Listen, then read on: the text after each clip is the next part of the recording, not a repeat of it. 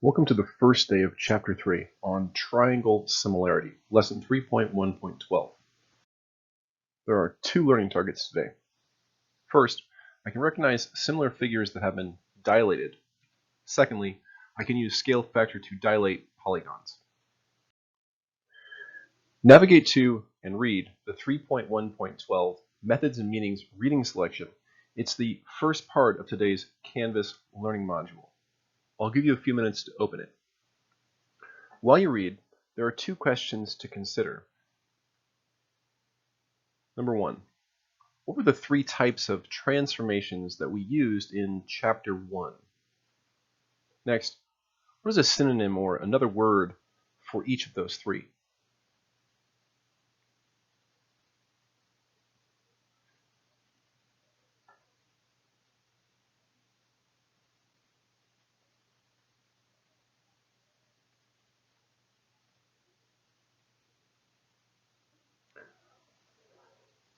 Okay, now that you've had a chance to look through that reading selection on dilations, let's get to the questions from Chapter 1. There were three types of transformations we used in Chapter 1. One started with a T, and two started with R's. The first type was a translation, while we also looked at a reflection and rotation. What is a synonym for a rotation? Another way to think about a rotation is that you would turn an object one direction or another by a certain amount of degrees. What about a reflection? For reflection, remember things are opposites because we flip an object across some line of reflection. Lastly, a translation. Translation is often considered a move or a slide from one position to another because the orientation stays the same for a translation. There is, however, a fourth type of transformation called a dilation. We'll look at two examples here. The first is a set of stars that, depending on your perspective, are either getting larger or smaller. Do you think the stars are getting larger or smaller? As we don't see stars all the way to the border, a stronger case could be made that the stars are getting smaller to the point where we can no longer distinguish them in the middle of the shape. But honestly, that's a poor question because there's no original noted anywhere. Our point of dilation is absent. So how about another example, this time with tigers? Did the tiger get bigger or smaller? This time it's easy to note that the original is labeled, and therefore the new tiger is a larger dilation. Would you say a dilation more closely resembles a reflection, a rotation, or a translation? If you said translation, you are correct. Unlike a reflection which flips one object across a line and things are opposite as they were originally, or a rotation where they'd be turned on their side, the original and the new dilated tiger are both facing the same direction. Nothing's been turned and nothing's been flipped. So this is closely like a translation. However, of course, the size has changed, which is a distinguishing characteristic of a dilation. Dilation is the first part of our notes today. Navigate to these notes in Canvas by going back to the learning module below the Methods and Meanings reading selection and hitting Next. Another option is you were emailed a link through Google Classroom. You can access the notes there. We'll give you a couple seconds to open up the note set.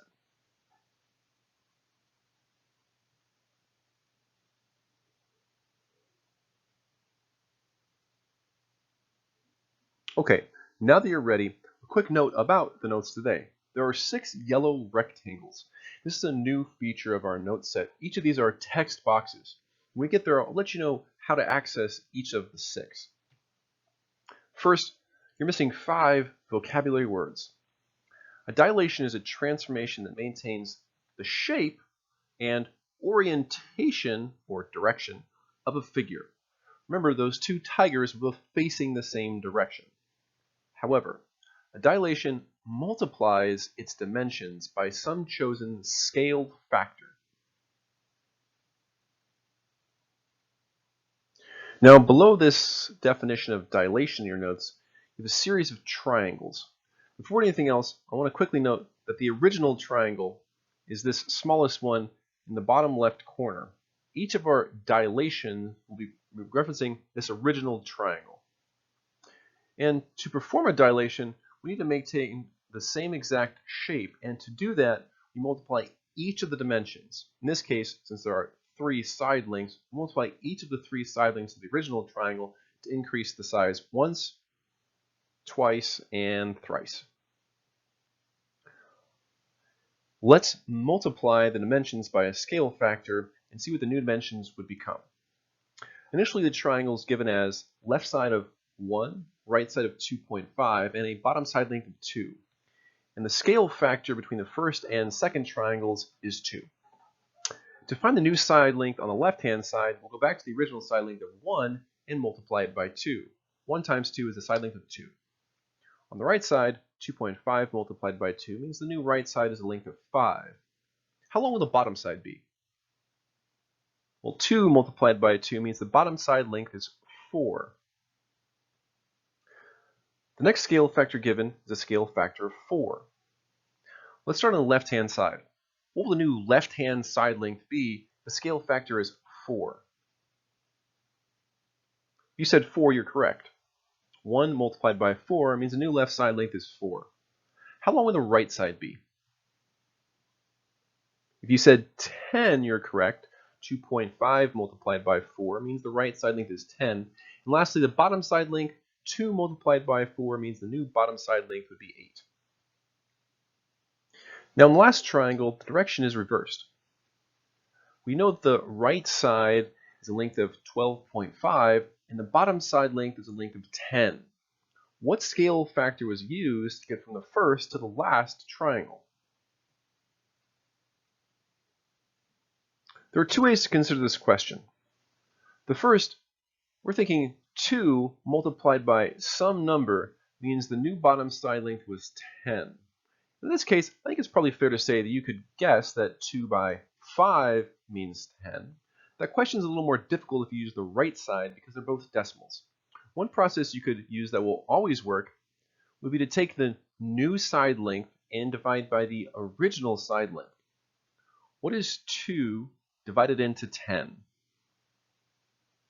In each case, the scale factor is 5.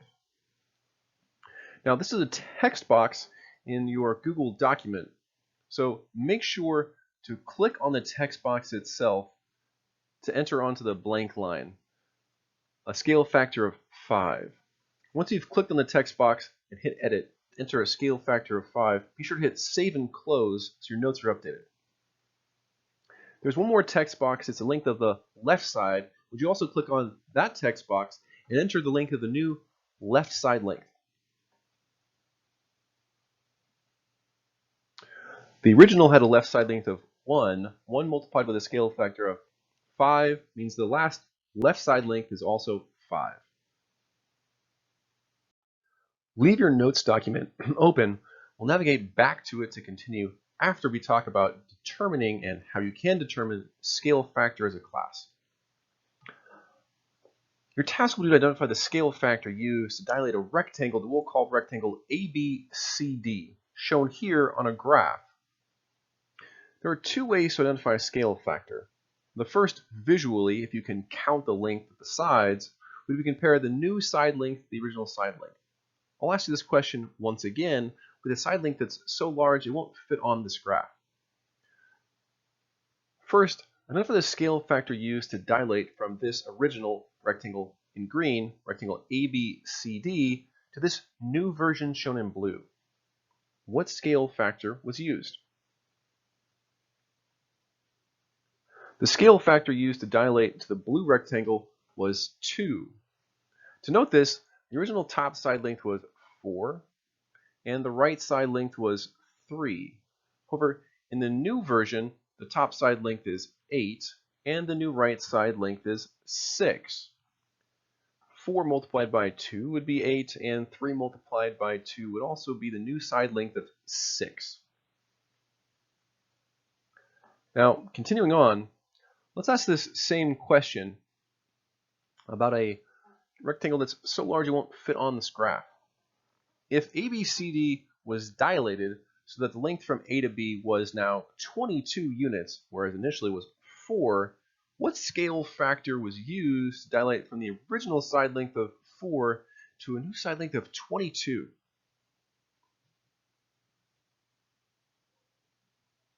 In this case, because we can't actually compare, and because the scale factor is a decimal, it's easiest to simply divide the new side length of 22 by the original side length of 4 to find the scale factor. What is 22 divided by 4? The scale factor from this first to the third rectangle is 5.5. We found this by dividing the new side length by the original side length. Now it's your turn to practice identifying scale factor and using scale factor in Desmos. To access this, be sure to scroll back to the Learning module in Canvas and hit Next below the Notes. There are two tasks in Desmos today. The first, to identify the scale factor between the two shapes. Note that the original will be on the left side for each, and the new figure will be on the right side for each. In the fifth side, your task is to draw the enlarged figure with a scale factor of 4. Good luck. Now that you've finished up your practice in Desmos, it's time for us to continue our note sheet. Would you please navigate back to your notes document, whether you opened it through Canvas or you opened it through Google Docs. Below the series of triangles should be a note set titled Showing Similarity. We're going to explore how we can determine if shapes are in fact similar by using scale factor. Shown here are two C's. In your version note sheet, the side lengths are already numbered. If we're using scale factor to determine similarity, it's important to note that similar shapes have proportional scale factors. Now remember, the proportions are simply equivalent ratios, or two fractions that are equal. Though the numbers might be different, they would reduce to the same value. We'll explore this original C, which had a height of 8 and a base width of 6, compared to the new C, which is a height of 24 and a width of 18. We'll start by comparing the ratio of their heights. The new, or the larger version, has a height of 24, and the original has a height of 8. Its ratio of heights is 24 over 8. The ratio of widths is 18 over 6. To determine the scale factor between, let's divide the new by the original. What is 24 divided by 8? What is 18 divided by 6? In each case, the scale factor is 3. Be sure to click on the text box that says scale factor to enter a scale factor of 3 on the blank line. Be sure to hit Save and Close so your note sheet is updated. Now, note here that while 24 over 8, 18 over 6 are different numbers, those ratios are proportional as they both reduce to 3. And because the scale factor is equal for both ratios, we can conclude that shapes are similar. Similar shapes have proportional or equivalent ratios. Their scale factors are proportional. Similar shapes have equivalent or proportional scale factors. You can press Submit on your notes document either in Canvas or Google Classroom to save your progress. We'll continue our note sheet next class. We'll finish class today by seeing if you can't use the idea of scale factor to do two things. In the first case, I'll show you two 4s. Your task is to identify the scale factor between them. Afterwards, there will be two pairs of triangles. Determine which pair of triangles are similar. Here are the 4s, and here are the triangles. Apologies, this triangle in the first set should have a right angle in the corner. Good luck.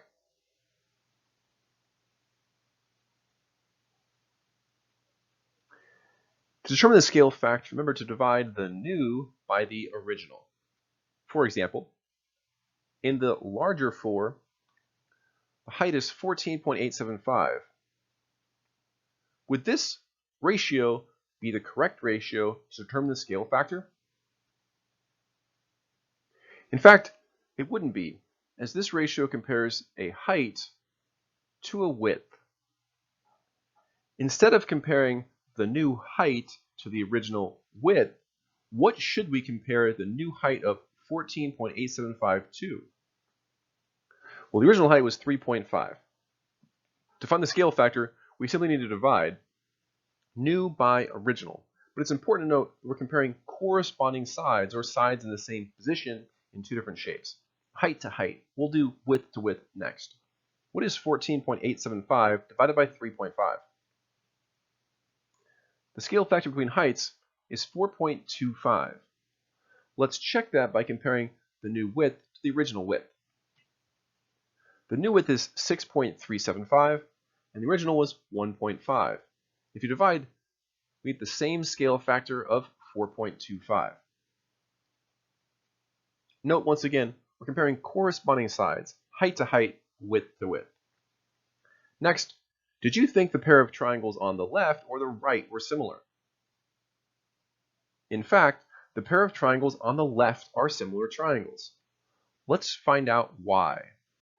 To determine if shapes are similar, we need to compare corresponding side lengths to decide if the scale factors are proportional. We know that this pair of triangles on the left are in fact similar, while the pair of triangles on the right are not. Let's look at the values to see if we can't determine why that's the case.